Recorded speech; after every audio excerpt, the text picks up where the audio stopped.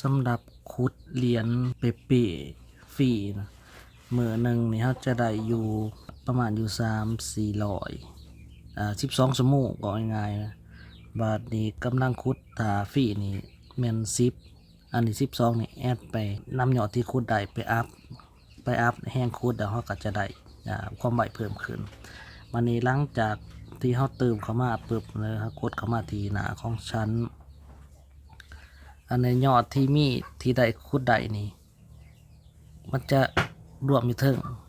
ยอดจากการเติมของเราเนี่ยมันจะรวมอยู่ดุมถ้าเราเติมนะเราต้องการอัปเกรดนะกดมาที่หน้าบนกลางจากนั้นเราจะเห็นว่าอยู่ในนี้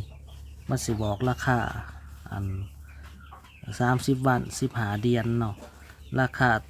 จ่ายต่อวันนี่คือ304,000เป๊ะๆวันนี้เฮากดซื้อเลยซื้อในแพ็กเกจคุดนะกดไป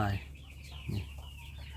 ยอดเท่ามีนี่อยู่15เนาะใส่อยู่30 วันเฮากดซื้อตอนนี้อันนี้ก็เป็นการซื้อสำเร็จแล้วเห็นบ่ตรงนี้จากนั้นก็ได้ใส่อยู่30 วันส่วนฟังความมือเห็นบอกว่าอัปเกรดเฮาสามารถนำเงินที่เฮาได้จากการขุดฟรีกับเช็คอินถ้าเฮามี1,000ซื้อตัวขุดตัวนี้ถ้าเฮาซื้อไปแล้วเฮามีราคา 3,500 เฮาก็สามารถซื้อตัวนี้ได้ตัวนี้เฮาเอาเงินฟรีมาซื้อเนาะเพื่อนๆเห็นบอกมันก็สิมีราคา 8,000 ความใบก็ประมาณ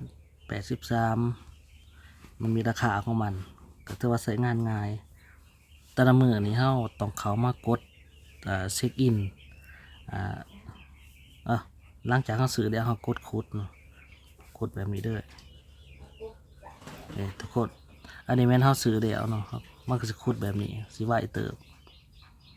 มันจะได้ความไวเพิ่มขึ้นแบบนี้บัดนี้อยู่ในนี้เฮาเช็คอินแล้วแต่ละมื้อนี้เฮาต้องมาเข้ามาเช็คอินสำหรับฟรีเด้อประมาณนี้ทุกคน